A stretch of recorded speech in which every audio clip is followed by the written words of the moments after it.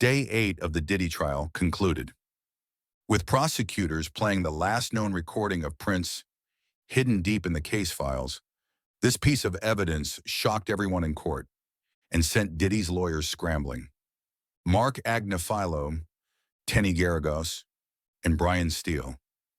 None of Diddy's high-end lawyers could have predicted what this audio recording was going to reveal, from exclusive audios to leaked testimonies, and even a case of arson. We're going to take a look at everything that was revealed. In week 2 of the Diddy trial, the first Diddy party I went to was at Prince's house.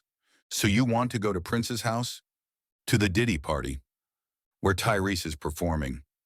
And Demi Moore and Ashton Kutcher are swinging on swings. That is what's happening on the other side of the wall.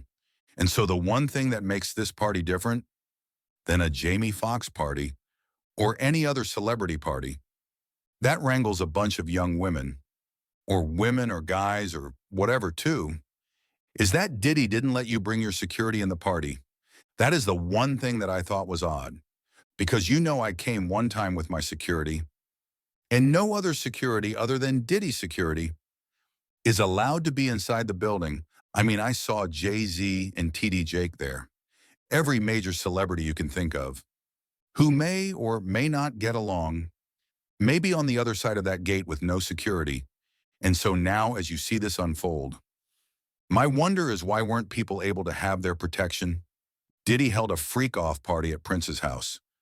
But Prince wasn't there. He knew better than to be involved with the likes of Diddy. And flipped the script on Diddy. Hidden cameras recorded everything that Diddy did.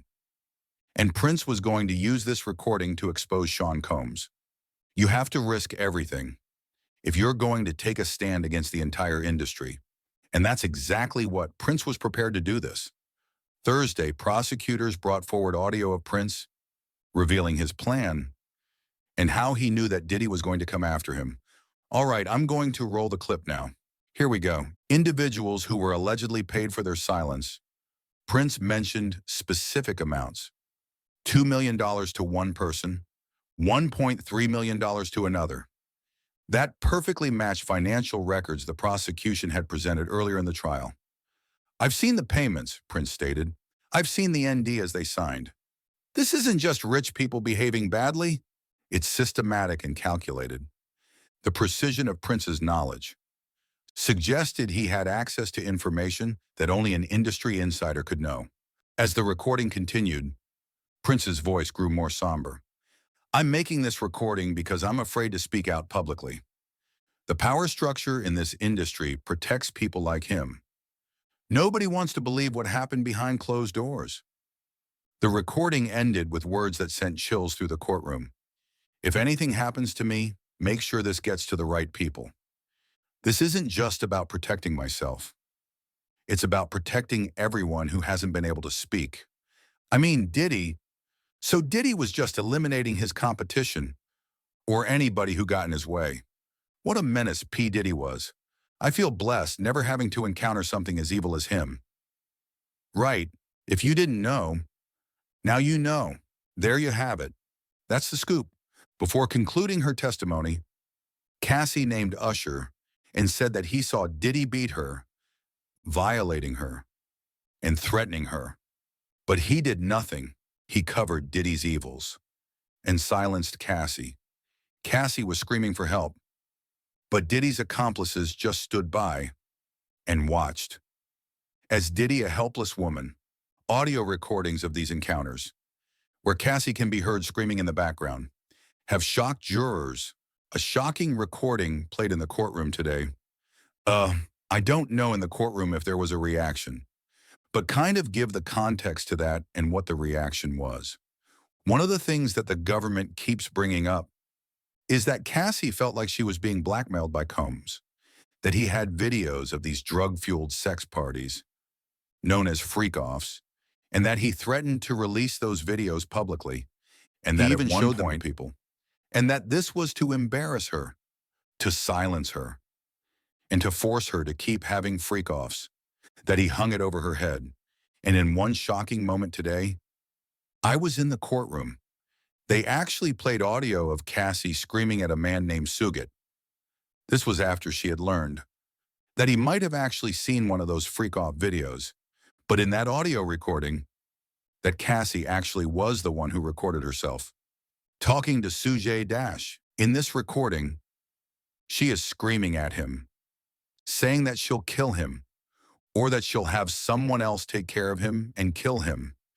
And it's a different side of Cassie that really none of us have ever heard before. I definitely don't think it's the last time that we're going to hear that audio recording. I think at some point, we'll see the defense or even the prosecution circle back to that. The overall vibe today in the courtroom is that Combs' defense team is struggling. There's a lot of stopping and starting because the prosecutors are constantly objecting to the evidence that they're trying to admit.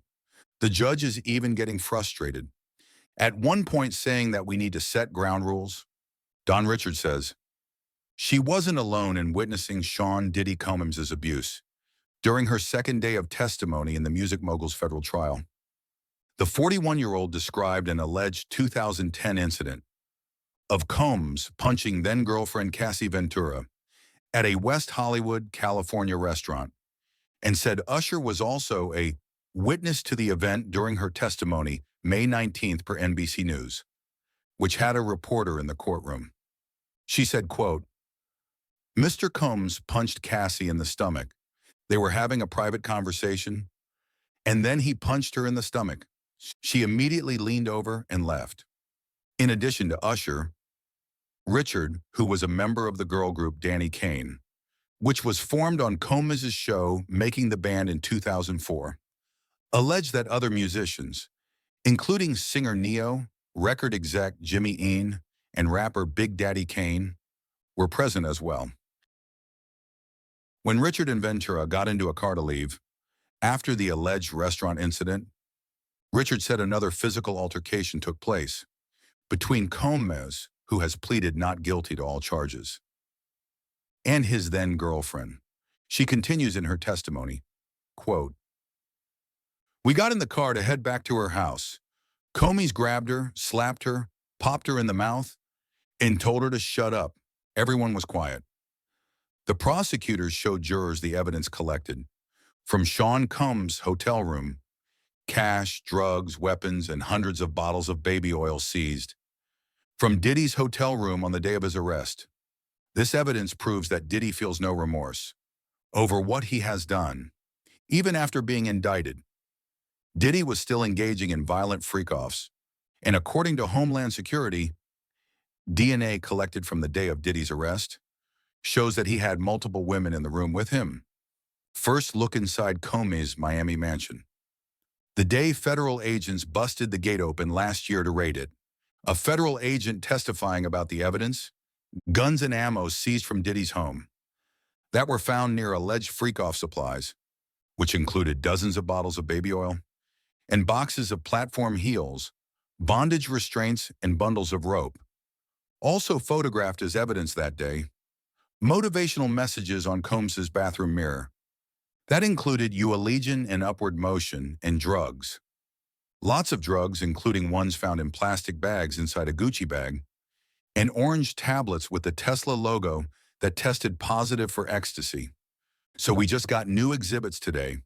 Take a look at these photos that prosecutors have just released. There are pictures of Diddy's former girlfriend, Cassie Ventura, with what she says are bruises on her back and legs, which you can see here, and also a gash above her eye.